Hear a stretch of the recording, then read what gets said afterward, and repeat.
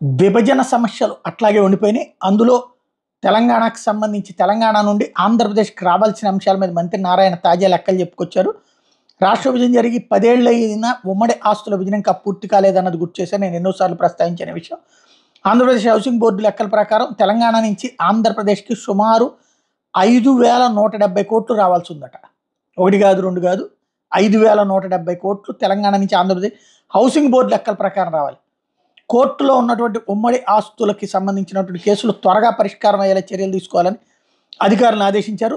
ఆంధ్రప్రదేశ్ తెలంగాణ జనాభా ప్రాతిపదికన ఆస్తులు అప్పులు పంపిణీ చేసుకోవాలని రాష్ట్ర పునర్విభజన చట్టంలో ఉన్నటువంటి నేపథ్యంలో ఆ దిశగా అడుగులు వేగంగా జరగాలన్నటువంటి సూచించారు. అది జరిగితే మొన్న మధ్యనే చెప్పుకున్నటువంటి లెక్క ప్రకారం దాదాపు 1,00,000 కోట్ల రూపాయల వరకు ఆంధ్రప్రదేశ్కి రావాల్సినటువంటి అవసరం ఉంది.